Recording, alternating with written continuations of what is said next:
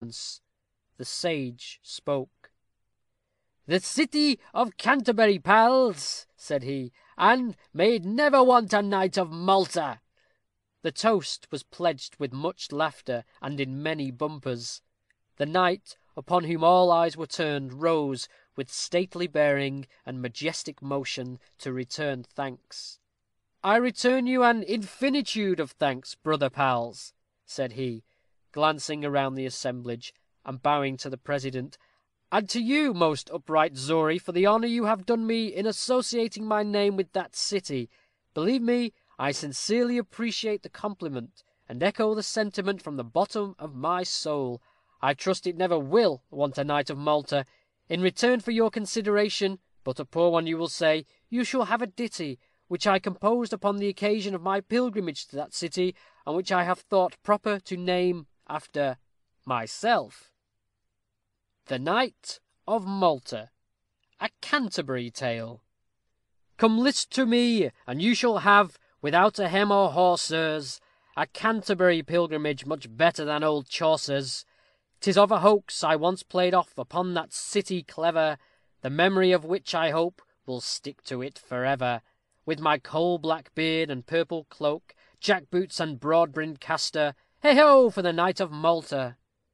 To execute my purpose, in the first place you must know, sirs, my locks I let hang down my neck, my beard and whiskers grow, sirs. A purple cloak I next clapped on, a sword lagged to my side, sirs, and mounted on a charger black, I to the town did ride, sirs, with my coal-black beard and purple cloak, jack-boots and broad-brimmed castor, hey-ho for the Knight of Malta.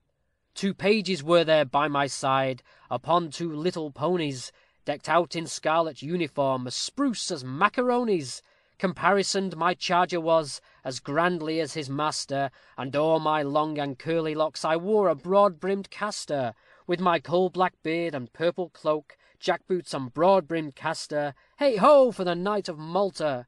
The people all flocked forth, amazed to see a man so hairy. Oh, I such a sight had ne'er before seen in Canterbury.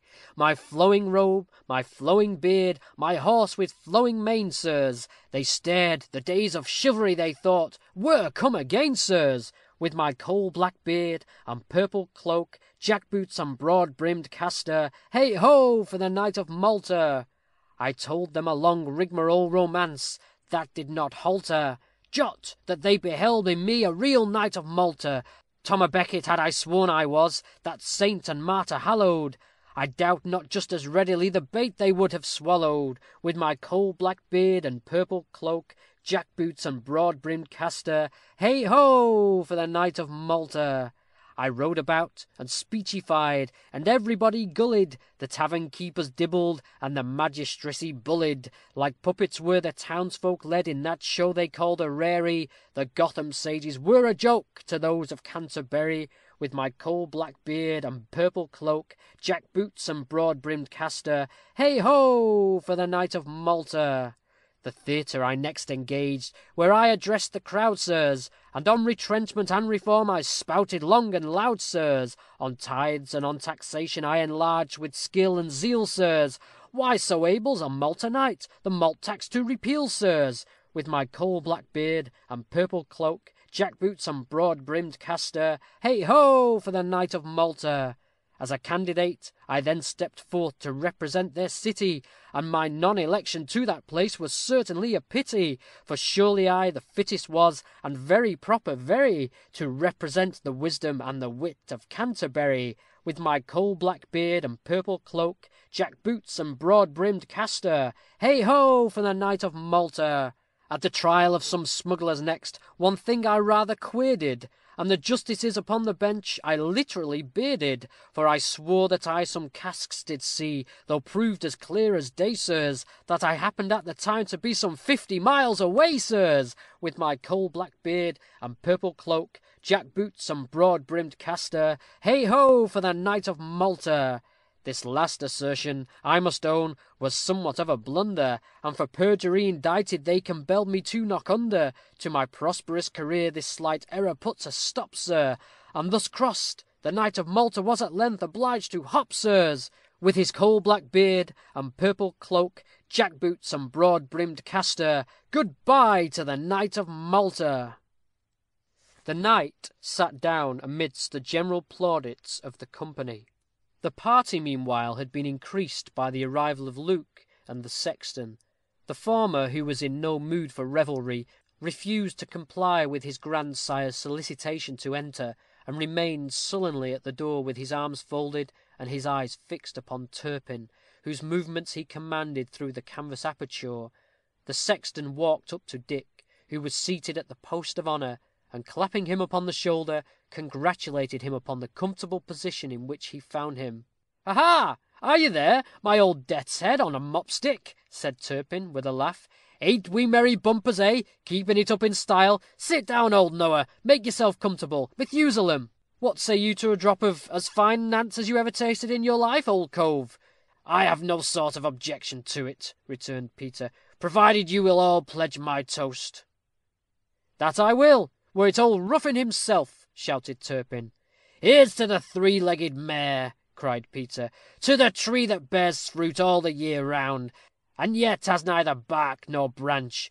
You won't refuse that toast, Captain Turpin." "Not I," answered Dick. "I owe the gallows no grudge. If, as Jerry Long says, I must have a hearty choke and caper sauce for my breakfast one of these fine mornings, it shall never be said that I fell to my meal without appetite, or neglected saying grace before it. Gentlemen, here's Peter Bradley's toast, the scragging post, the three-legged mare, with 3 times 3. Appropriate as this sentiment was, it did not appear to be so inviting to the party as might have been anticipated, and the shouts soon died away. "They like not the thoughts of the gallows?" said Turpin to Peter. "More fools they, a mere bugbear to frighten children, believe me, and never yet alarmed a brave man. The gallows, one can but die once, and what signifies it how, so that it be over quickly? I think no more of the last leap into eternity than clearing a 5-barred gate. A rope's end for it. So let us be merry, and make most of our time, and that's true philosophy. I know you can throw off a rum chant," added he, turning to Peter. "I heard you sing last night at the hall. Troll as a stave, my antediluvian file, and in the meantime, take me a gauge of Fogus, Jerry. And if that's a bowl of huckle my butt you are brewing, Sir William," added he, addressing the Knight of Malta, "you may send me a jorum at your convenience." Jerry handed the highwayman a pipe, together with a tumbler of the beverage which the knight had prepared, which he pronounced excellent, and while the huge bowl was passed round to the company, a prelude of shawms announced that Peter was ready to break into a song. Accordingly, after the symphony was ended, accompanied at intervals by a single instrument, Peter began his melody, in a key so high that the utmost exertions of the shawm blower failed to approach its altitudes. The burden of his minstrelsy was The Mandrake. The mandrake grows neath the gallows tree, and rank and green are its leaves to see, green and rank as the grass that waves over the unctuous earth of graves. And though all around it lie bleak and bare, freely the mandrake flourisheth there. Maranatha, anathema, dread is the curse of mandragora, euthanasy. At the foot of the gibbet the mandrake springs, just where the creaking carcass swings. Some have thought it engendered from the fat that drops from the bones of the dead. Some have thought it a human thing, but this is a vain imagining. Maranatha, anathema, dread is the curse of mandragora, euthanasy. A charnel leaf doth the mandrake wear, a charnel fruit doth the mandrake bear, yet none like the mandrake hath such great power, such virtue resides not in herb or flower, aconite, hemlock, or moonshade I ween, none hath a poison so subtle and keen. Maranatha, anathema, dread is the curse of mandragora, euthanasy.